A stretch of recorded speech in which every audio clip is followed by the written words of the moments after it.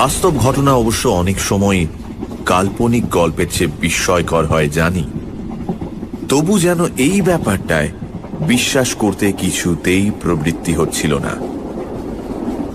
দুদিন আগেই বিমলের সঙ্গে আমার মেসের ঘরে প্রায় 1টা পর্যন্ত জেগে তুমুল তর্ক করেছি। শেষ পর্যন্ত এ বয়সের তর্কাতর্কির যা পরিণাম হয় তাও আমাদের বচসাই হয়েছে।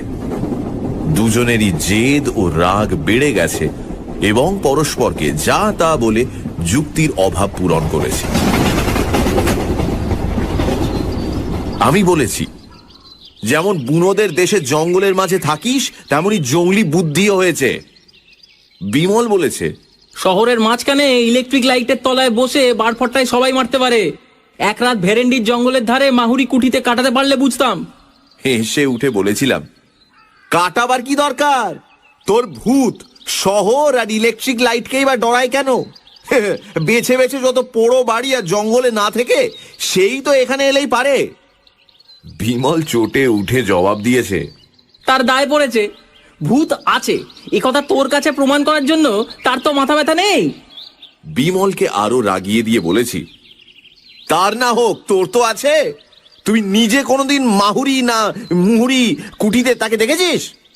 বিমল বলেছে, রাত অবশ্য কাটাইনি, তবে বাইরে থেকে যা দেখেছি তাই যথেষ্ট।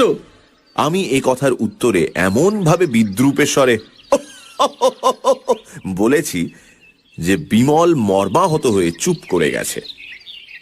খানিক বাদে গম্ভীর মুখে শুধু বলেছে, সাহস থাকে তো একবার সেখানে যাস। আমি ব্যঙ্গ করে বলেছি, গেলে অন্তত মাহুরি কুঠির বাইরে থাকবো না।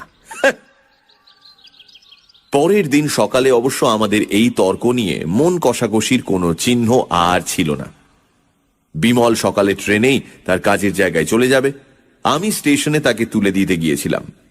আগের রাতের তর্কের কথা দুজনে ভুলেও একবার উত্থাপন করিনি। কিন্তু কে জানত সে তর্কের জের অমন করে মেটবার নয়। দুদিন বাদেই আমাকে সত্যি সত্যি ভেরেন্ডির জঙ্গলের উদ্দেশ্যে রওনা হয়ে পড়তে হবে। তাই বা কে ভেবেছিল? বিমল চলে যাওয়ার পর 1টা রাত পার হতেই দুপুরবেলা হঠাৎ টেলিগ্রাম পেয়ে স্তম্ভিত হয়ে গেছি। বিমল মরণাপন্ন, এখনই আমার যাওয়া দরকার। টেলিগ্রামের মর্ম এই, যাওয়া যে দরকার সে বিষয়ে কোনো সন্দেহ নেই, কিন্তু যাওয়া সোজা নয়। ছোটনাগপুরের একটা নগণ্য স্টেশনে নেমে মাইল 10-12 গেলে ভেরেন্ডির জঙ্গল পাওয়া যায়। এই জঙ্গলের মাঝখানে একটা পুরনো তামার খনিকে নতুন করে আবিষ্কার করে আজ 2 বছর বিমল সেখানে কাজ করছে। সেই নির্বান্ধব পুরীতে যে সমস্ত কুলিমজুর নিয়ে সে দিন কাটায়, সাংঘাতিকভাবে অসুস্থ হয়ে পড়লে তারা যে কোনো সাহায্যই করতে পারবে না এটা ভালো করেই বুঝতে পারছিলাম। টেলিগ্রাম পাওয়ার পরই বিকেলে রওনা হয়ে পড়েছি। ভেরেন্ডির জঙ্গলে বিমলের নিমন্ত্রণ এভাবে রক্ষা করতে যেতে হচ্ছে ভেবে সত্যিই অদ্ভুত লাগছিল, আর বিরক্তি লাগছিল যেতে এমন দেরি হওয়ায়। যে স্টেশনে নেমে ভেরেন্ডির জঙ্গলে যেতে হয় অত্যন্ত নিকৃষ্ট ধরনের প্যাসেঞ্জার ছাড়া আর সব গাড়ির কাছেই তা অস্পৃশ্য। তাই বাধ্য হয়ে প্যাসেঞ্জারে চাপলেও তার শামুকের মতো গতি ক্রমশই অসহ্য হয়ে উঠেছিল। এতক্ষণে কি যে বিপদ সেখানে হচ্ছে কে জানে। বিমল অত্যন্ত শক্ত হাতের ছেলে, সহজে সে কাতর কিছুতেই হয় না। সেই সুদূর জঙ্গলে একলা আজ সে 2 বছর যেভাবে বাস করে আসছে তা থেকে তার কাঠামোর পরিচয় পাওয়া যায়। সুতরাং অত্যন্ত বিপদে না পড়লে সে যে আমায় তার করত না এ বিষয়ে কোনো সন্দেহ নেই। কিন্তু এরকম গদাই লস্করি চালের গাড়িতে আমি সেখানে পৌঁছবই বা কখন, আর তাকে সাহায্যই বা করব কি?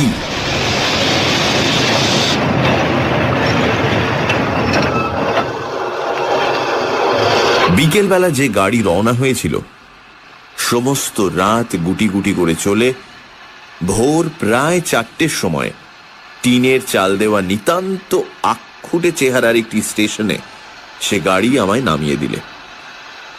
প্ল্যাটফর্ম বলতে কাঁকড় ফেলা খানিকটা জায়গা, ট্রেনের সবকটা পাদানি বেয়ে সেখানে নামতে হয়।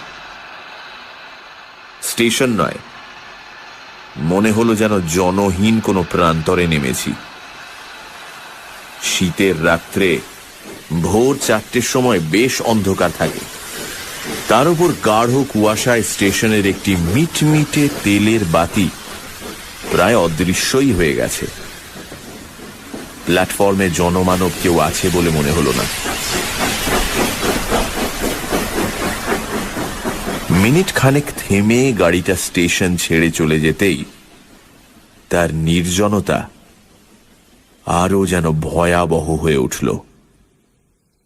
ট্রেনের আলোয় ও আওয়াজে নিজের নিঃসঙ্গতা এতক্ষণ এমন স্পষ্টভাবে বুঝতে পারিনি। কিন্তু এই স্টেশন থেকে বেরোতে তো হবে।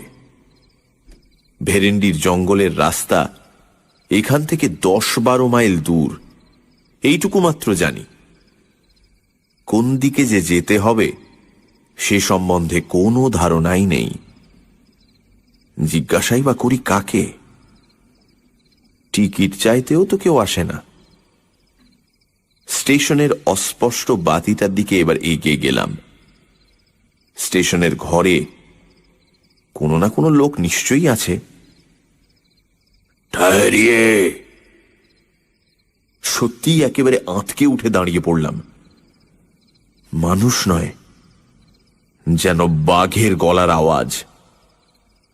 ঠাহরিয়ে! পেছন ফিরে কুয়াশায় ঘোলাটে একটা নীল আলো ছাড়া কিন্তু কিছুই প্রথমটা দেখতে পেলাম না। নীল আলোটা আরো একটু কাছে এগিয়ে আসার পর বিশাল একটা বস্তার মতো জিনিস অস্পষ্টভাবে দেখা গেল। জিনিসটা বস্তা নয়, মানুষের মাথা। প্রকাণ্ড কমফর্টার ও তার উপর কম্বল জড়িয়ে অত বড় হয়েছে। সেই কম্বল ও কমফর্টারের সামান্য একটু ফাঁকের মধ্যে এবার প্রকাণ্ড একজোড়া গোঁফ ও দুটি জলজলে চোখ দেখা গেল। শরীরের অন্যান্য অংশ অন্ধকারে অস্পষ্ট। সত্যি প্রথমটা কেমন যেন হতবুদ্ধি হয়ে গেছিলাম। সেই কম্বল জড়ানো মুখ থেকে গম্ভীর বাজখাঁই গলায় টিকস শুনেও যেন প্রথমে ব্যাপারটা ভালো করে বুঝতে পারিনি। আবার আওয়াজ এলো, টিকস কাহা?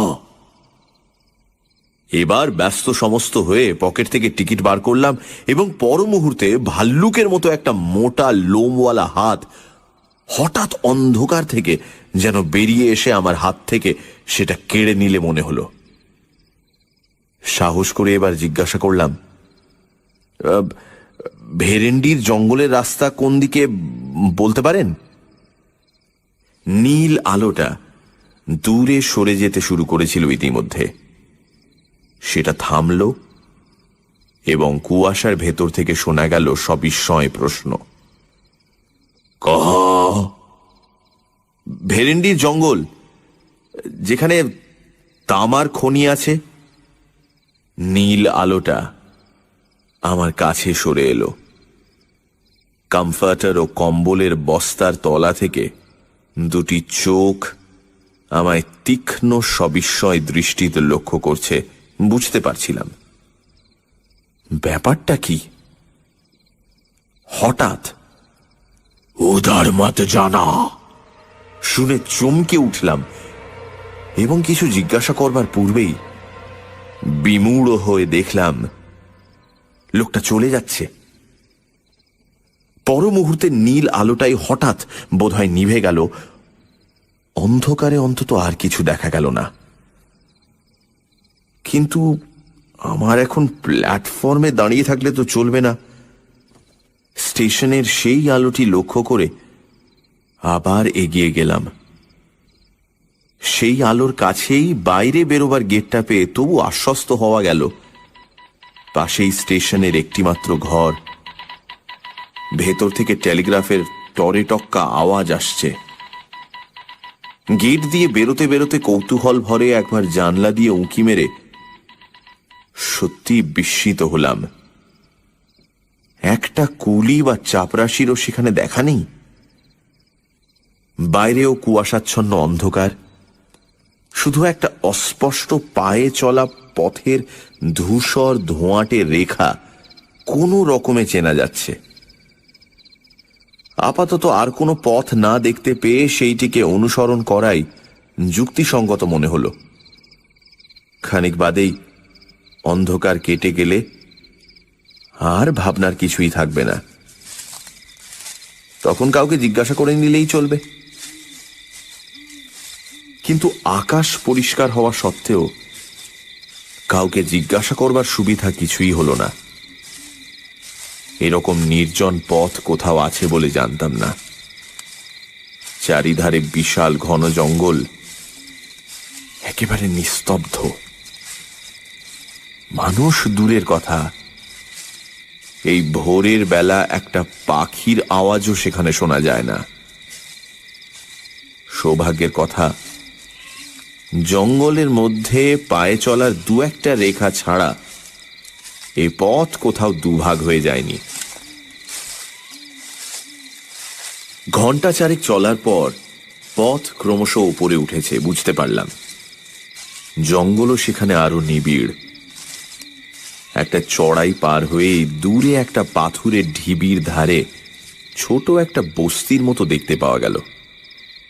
সে বস্তির পেছনে একটা বিশাল ভাঙা পোড়ো বাড়ি পাথুরে ঢিবির সঙ্গে পাল্লা দিয়ে জঙ্গলের উপর মাথা তুলেছে। কাছে গিয়ে যন্ত্রপাতি ইত্যাদির চিহ্ন পেয়ে বুঝলাম সেইটাই খনি। কিন্তু এখানেও যে জনমানব নেই। খোলার চালের ঘরগুলির অধিকাংশই সকালবেলাও বন্ধ। টালিতে ছাওয়া বাংলো প্যাটার্নের একটি বাড়ি তার মধ্যে দেখতে পেয়ে সেইটাই বিমলের থাকবার জায়গা হবে মনে করে দরজায় গিয়ে কড়া নাড়লাম। কোনো সাড়া শব্দ নেই। দরজায় মৃদু একটা ধাক্কা দিতেই সেটা খুলে গেল। সামনেই বসবার ঘর, কয়েকটা বেতের চেয়ার ও একটা টেবিল পাতা। পেছন দিকে ভেতরের দিকের দরজায় পর্দা ঝুলছে। এ ঘরেও কেউ নেই। পর্দাটা সরিয়ে ভেতরে ঢুকতে যাচ্ছি এমন সময় পেছনে পায়ের আওয়াজ শুনে চমকে পেছন ফিরে তাকালাম।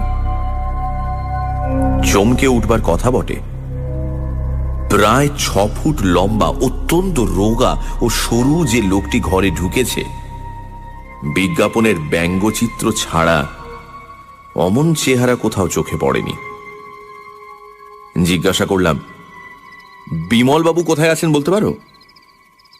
কোন বাবু? বিমল বাবু। আমি তার অসুখের টেলিগ্রাম পেয়ে আসছি। কেমন আছেন এখন?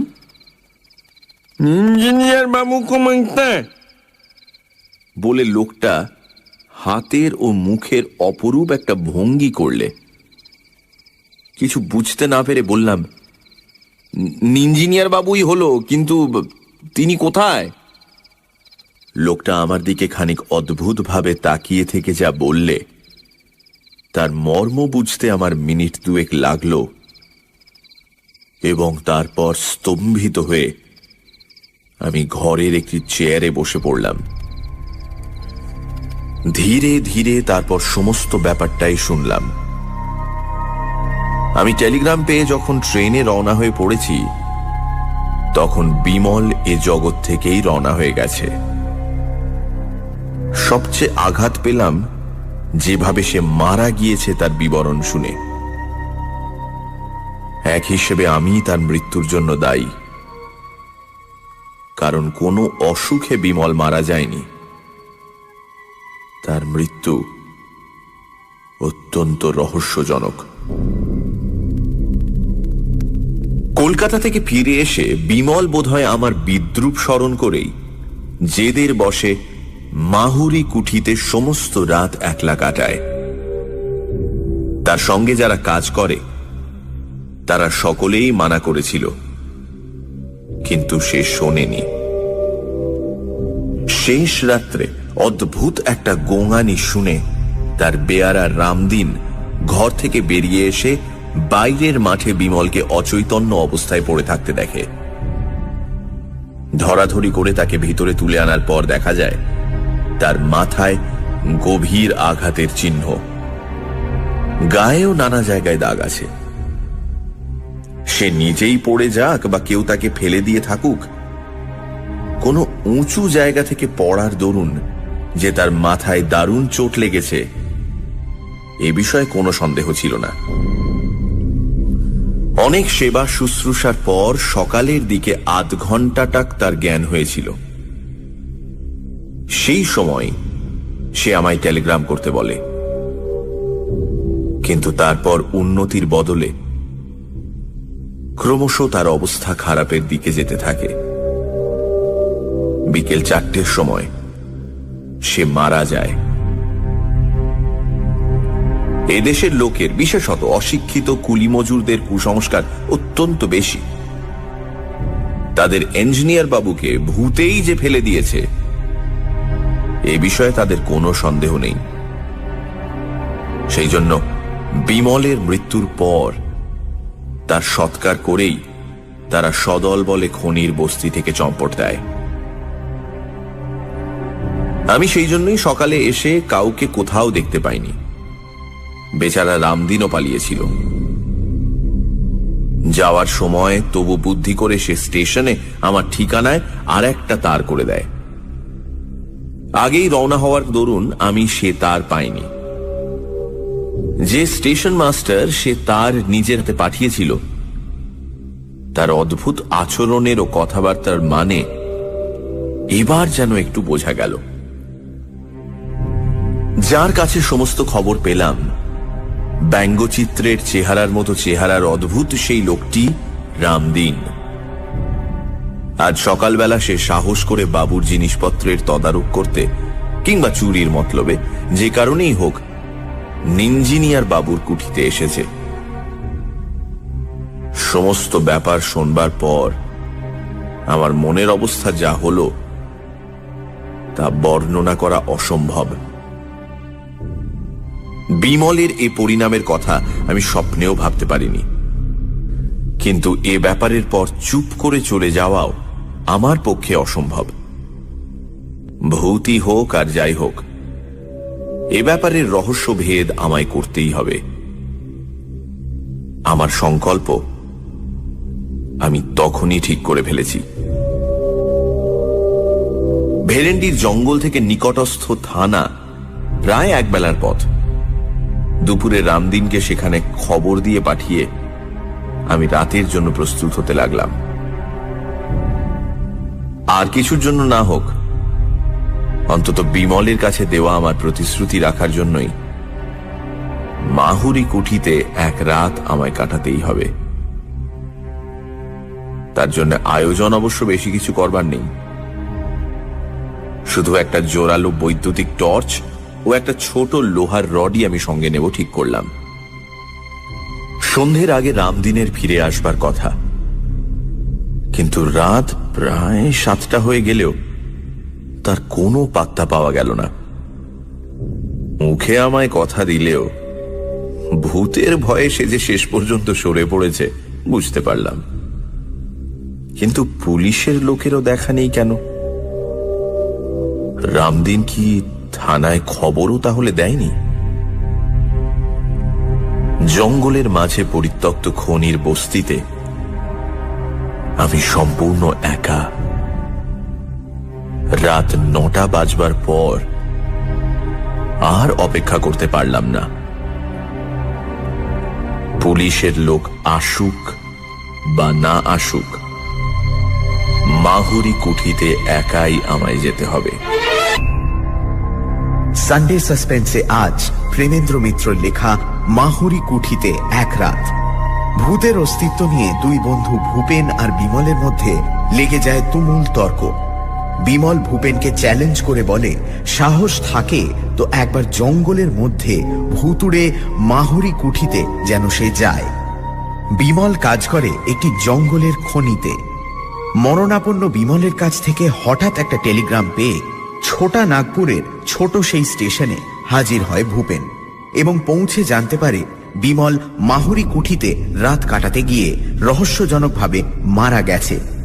প্রতিশ্রুতি রাখার জন্য এবং বিমলের মৃত্যুর জন্য নিজেকেই দায়ী মনে করে ভূপেন ঠিক করে সে একাই মাহুরি কুঠিতে রাত কাটাবে।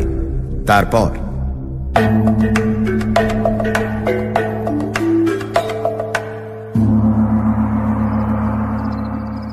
বিমলের বাংলো থেকে মাহুরি কুঠি বেশি দূর নয়। দিনের বেলা বাড়িটিকে ভালো করে লক্ষ্য করে দেখেছি। প্রকাণ্ড দোতলা দুমহলা কুঠি।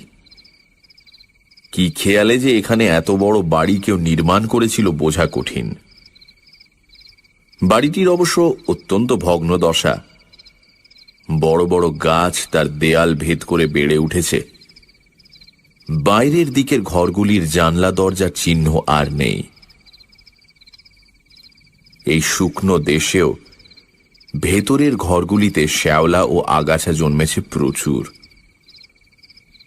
ভাঙা দেউড়ি দিয়ে বাইরের মহল পার হয়ে গেলে ভেতরের বিশাল মহলে ওপর নিচে অসংখ্য গোলক ধাঁধার মতো যে সমস্ত ঘর পাওয়া যায়, দিনের বেলাতেও সেগুলি অন্ধকার। দরজা জানলা অধিকাংশেরই নেই। যেগুলির আছে সেগুলিও কবজা থেকে খুলে পড়েছে।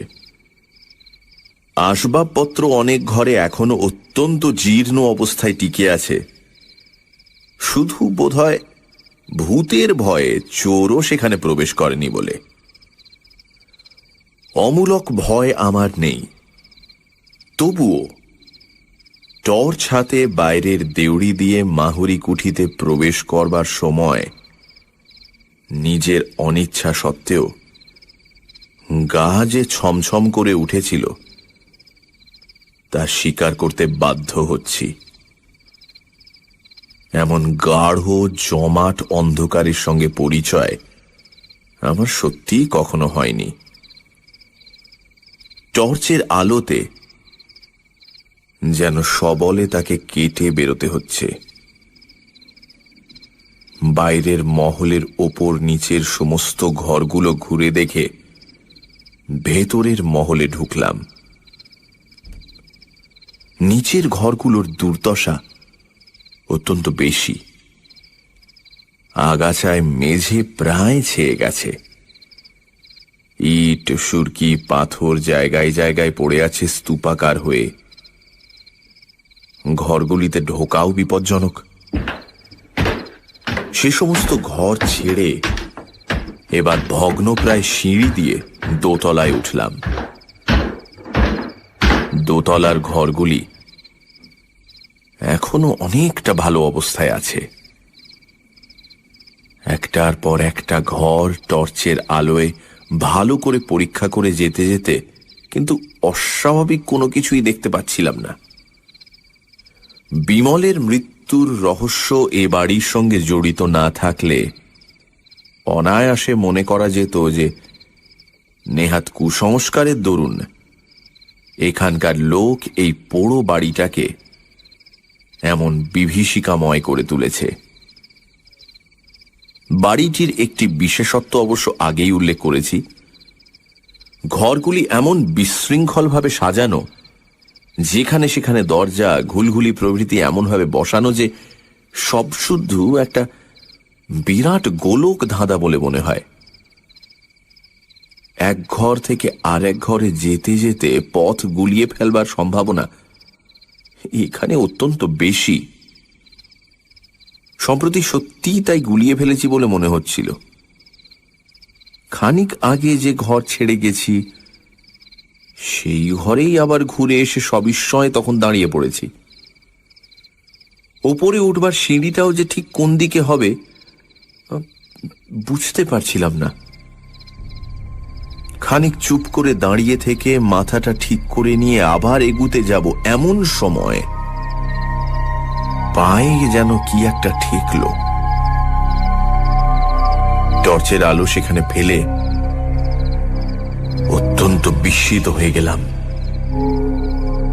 জিনিসটা আর কিছু নয়, একটা চামড়ার ব্যাগ। কিন্তু এই ব্যাগটির সঙ্গে আমি পরিচিত। কলকাতায় বিমলের কাছে আমি এটা দেখেছি এবং তার সুন্দর চামড়ার কাজের প্রশংসাও করেছি। ব্যাগটা কুড়িয়ে নিয়ে খুলে ফেলে আরো আশ্চর্য হয়ে গেলাম। ব্যাগের ভেতর একটি খোপে সুতো দিয়ে বাঁধা একতাড়া করকরে নতুন 10 টাকার নোট, আরেকটি খোপে খুচরো কয়েকটি টাকা পয়সা ও একটি ছোট কাগজের টুকরো। এই কাগজের টুকরোটি দেখেই আমি চিনলাম। নিজের হাতে বিমলকে এই কাগজে আমার ঠিকানা আমি দিয়েছিলাম। বিমল তার মৃত্যুর আগের রাত্রে এই ঘরে যে ঢুকেছিল, এই বিষয়ে আর কোনো সন্দেহই নেই। কিন্তু এই ব্যাগ তার পকেট থেকে পড়লই বা কি করে? আর কোনো শত্রুর হাতে যদি তার প্রাণ গিয়ে থাকে, তাহলে তারা এই ব্যাগ ছুঁয়নি বা কেন? টর্চের আলোয় ঘরটা এবার আমি খুব ভালো করে তন্ন তন্ন করে দেখলাম। ঘরটি আকারে বেশ বড়, অন্যান্য ঘরের চেয়ে আসবাবপত্রও একটু বেশি। দুটি ভাঙা তক্তপোষ, একটা পা ভাঙা টেবিল, দেয়ালে লাগানো একটা কাঠের উইয়ে খাওয়া বড় আলমারি ছাড়া খুচরো আরো অনেক জিনিস ঘরময় ছড়ানো। কিন্তু বিমলের আর কোনো চিহ্ন সেখানে পেলাম না। এমনকি কাল যে সে এখানে ছিল তারও কোনো পরিচয় নেই। তবু এই ঘরেই রাতটা কাটাবার সংকল্প আমি তখন করে ফেলেছি। রাত কাটাবার ব্যবস্থা আমার করাই ছিল। পকেট থেকে মোমবাতি বার করে ভাঙা একটা তক্তপোষের ওপর রেখে জেলে ফেললাম। টর্চের আলো তো সারা রাত জ্বালা যায় না। বাতিটা জেলে তক্তপোষের ওপর বসতে গিয়ে কিন্তু উঠে পড়তে হলো। পাশের ঘরে হঠাৎ হুড়মুড় করে কি একটা ভারী জিনিস পড়ে যাওয়ার শব্দ। এতক্ষণ এই পোড়ো বাড়িতে এ ধরনের কোনো শব্দ কিন্তু শুনিনি। টর্চটা তুলে নিয়ে পাশের ঘরে গিয়ে কিন্তু প্রথমটা একেবারে বিমূঢ় হয়ে গেলাম। হুড়মুড় করে পড়বার মতো কোনো জিনিস সেখানে নেই, অথচ আমি স্পষ্ট সে শব্দ শুনেছি। হতভম্ব হয়ে খানিক দাঁড়িয়ে থেকে আবার আগের ঘরে ফিরলাম। বাতিটা কেমন করে ইতিমধ্যে নিভে গেছে কে জানে। দেশলাই বার করে আবার সেটা জ্বালতে গিয়ে আর জ্বালা হলো না। বাইরের বারান্দায় চটি পায়ে দিয়ে ফট ফট করে চলার স্পষ্ট শব্দ। ঝড়ের মতো এবার ঘর থেকে বেরিয়ে পড়লাম। টর্চ ফেলবার আগেই কিন্তু শব্দটা গেছে থেমে। টর্চ ফেলে অবাক হয়ে দেখলাম সত্যি দুটো মানধাতার আমলের শুকনো চিমড়ে ছেঁড়া বেহারি চটি সেখানে পড়ে রয়েছে। না, ভয় তখনও আমি পাইনি, বরং কোন দুষ্টু লোকের কারসাজি যে এর ভেতর আছে সেই সন্দেহই আমার তখন দৃঢ় হয়েছে। সে কারসাজির সমুচিত শাস্তি দিতে হবে। চটি দুটো হাতে করে তুলে নিয়ে আবার ঘরে ফিরলাম এবং বাতি জেলে গ্যাঁট হয়ে ভাঙা তক্তপোষের উপর বসলাম ঘটনার পরিণতি দেখবার জন্য। ভুতুড়ে চটি যদি হয় তো আমার চোখের সামনেই চলুক দেখি। মিনিট 10 কোনো কিছুই হলো না। ভুতুড়ে চটির ক্ষমতার বহর দেখে নিজের মনেই হাসছি। এমন সময় সত্যি সমস্ত গায়ে কাঁটা দিয়ে উঠল। চুপি চুপি আমার পেছনে কে যেন স্পষ্ট আমার নাম ধরে ডাকলে একবার। মোমের বাতিতে ঘরে তেমন আলো না হলেও সব পরিষ্কার দেখা যাচ্ছে। পেছনে কেউ কোথাও নেই। তবে এই শব্দ এলো কোথা থেকে? আমার মনের ভুল? কিন্তু মনের এরকম ভুল হওয়াও তো ভালো লক্ষণ নয়। ভয় পেয়ে যাদের মাথা খারাপ হয়ে যায় তারাই চোখে নানা রকম ভুল দেখে, কানে নানা রকম আওয়াজ শোনে বলেই তো জানি। না, আরো সতর্ক এবং সজাগ হয়ে থাকতে হবে এবার। নিজের মনের ভুলে ভয় পাওয়ার মতো লজ্জাকর ব্যাপার আর কিছু হতে পারে না। হাতের ঘড়িটার দিকে চেয়ে দেখলাম রাত প্রায় 12:30। এতক্ষণ শুধু ঘরগুলো ঘোরাফেরা করতেই কেটে গেছে, বুঝতে পারিনি শীতকালের ভোর হতে এখনো প্রায় 6 ঘন্টা বাকি। এই 6 ঘন্টায় শুধু ঘুমে চোখ না জড়িয়ে আসে এইটুকু দেখতে হবে। বসে থাকলে পাছে ঘুম আসে বলে এবার ঘরে পায়চারি করবার জন্য উঠে দাঁড়ালাম। কিন্তু কি আশ্চর্য, আমার প্রত্যেক পা ফেলার শব্দের সঙ্গে সঙ্গে বাইরে যেন আর একটা শব্দ শোনা যাচ্ছে। সে যদি কারো পায়ের শব্দ হয় তাহলে তার চেহারাখানা যে কি রকম তা কল্পনা করাও কঠিন। বারান্দায় একটা হাতি হাঁটলেও বোধহয় অমন শব্দ হতো না। পায়চারি করতে করতে ইচ্ছে করে একবার থমকে দাঁড়ালাম। বাইরের শব্দ গেল থেমে। আবার চলতে শুরু করার সঙ্গে সঙ্গেই সে শব্দ শোনা গেল। এবার বাইরে ব্যাপারটা দেখতে যেতেই হলো। টর্চ নিয়ে সমস্ত পথটা কিন্তু তন্ন তন্ন করে বৃথাই খুঁজে দেখলাম। ফিরে এসে দেখি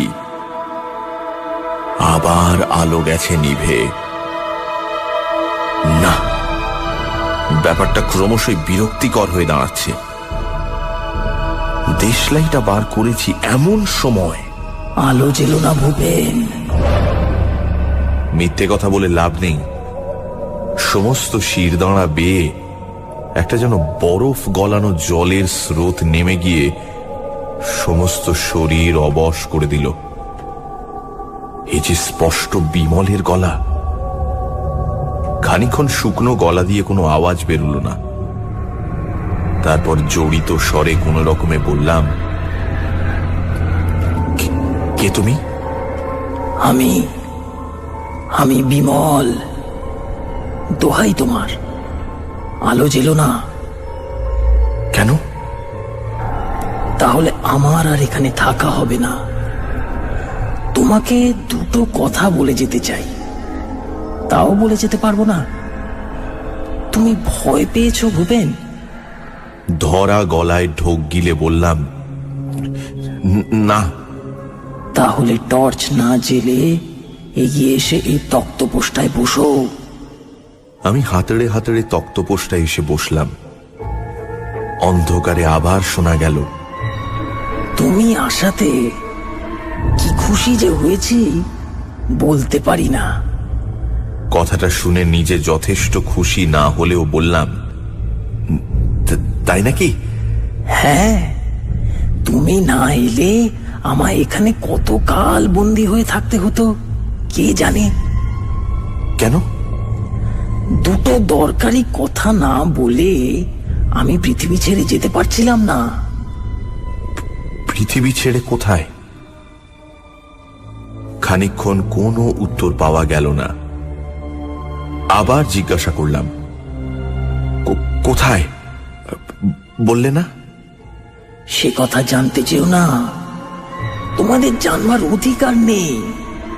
ও, কিন্তু তুমি কি বরাবর এখানে আছো?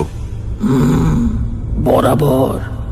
যতক্ষণ তুমি এসেছো তোমার পাশে পাশে ঘুরে বেরিয়েছি।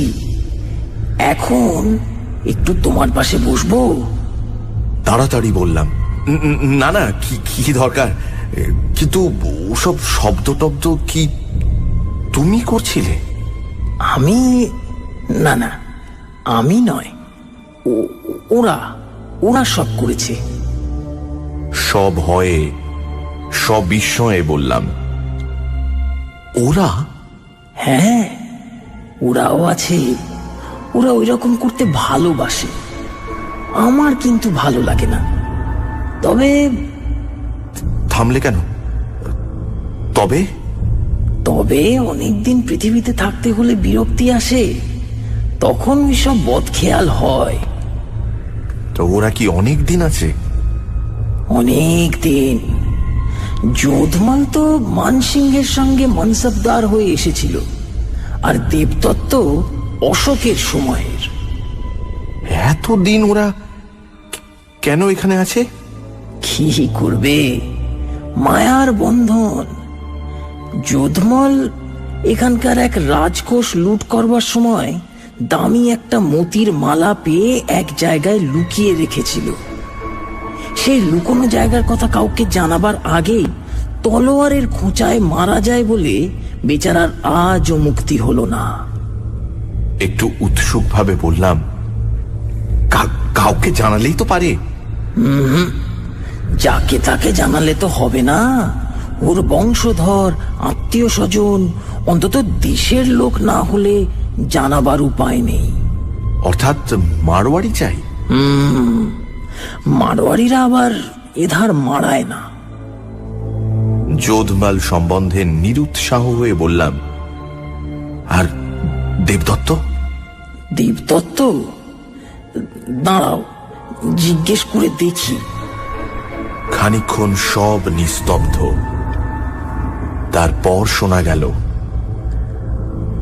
দেবদত্তের উদ্ধার হওয়া আরো শক্ত। কেন? অশোকের সময় ও কি একটা মঞ্জুশ্রী না ধ্যানশ্রীর মূর্তি গড়েছিল। সেটা এখনো আবিষ্কৃত হয়নি বুঝি? কোথায় সেটা?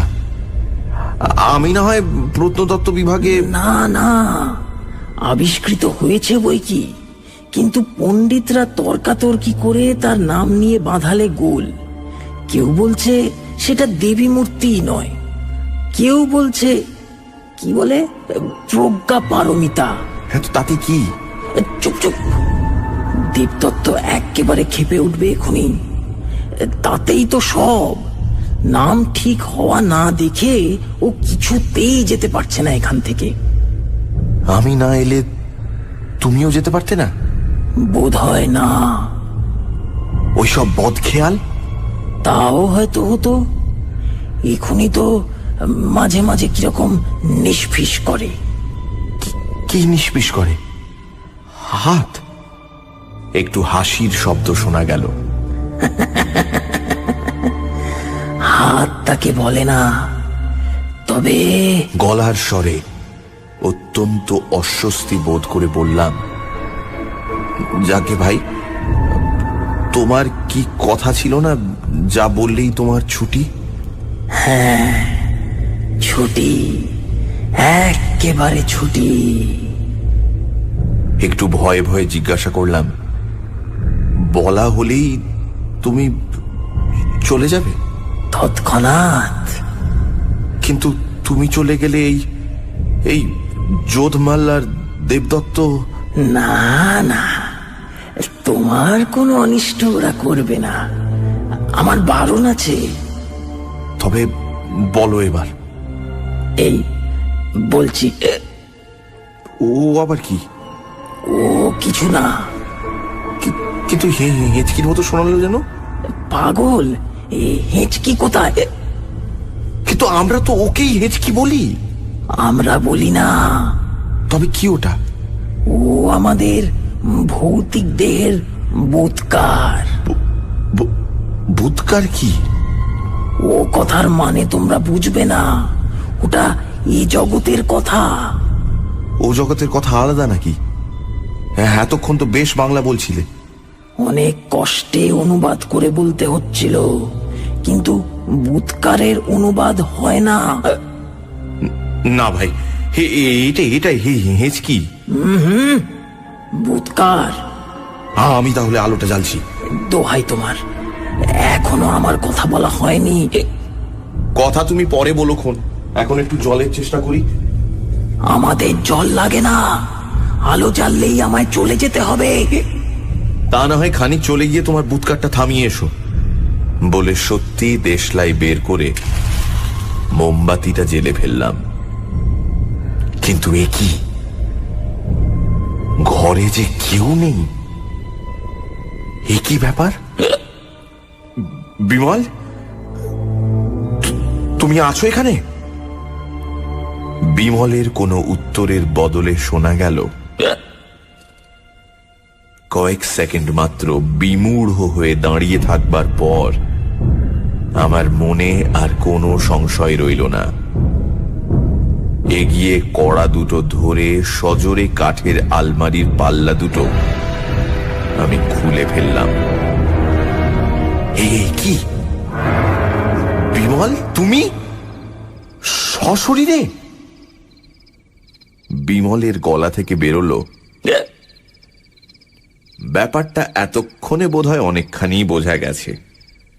হেঁচকিটুকু উঠে সব না খেঁচড়ে দিলে বিমলের ফন্দিকে সার্থক বলা চলতো। তার টেলিগ্রামে আমি বিশ্বাস করেছিলাম এবং আগের দিন মাইল 10 দূরের এক মস্ত মেলার জন্যে খনির লোকজনকে ছুটি দেওয়ায় তার অন্যদিকে সুবিধে হয়ে গেছিল। শুধু রামদিনকে ষড়যন্ত্রের মধ্যে তাকে টানতে হয়েছিল। পোড়ো বাড়িতে তার দুর্মুষ ফেলা ও পেটানোর আওয়াজের যে নমুনা সে দেখিয়েছে, তাতে তারিফ তাকে অবশ্যই করতে হয়। অবশ্য স্টেশন মাস্টারের অদ্ভুত মূর্তি ও আচরণ বিমলের ফন্দিকে সাহায্য করবে এ কথা সেও ভাবেনি।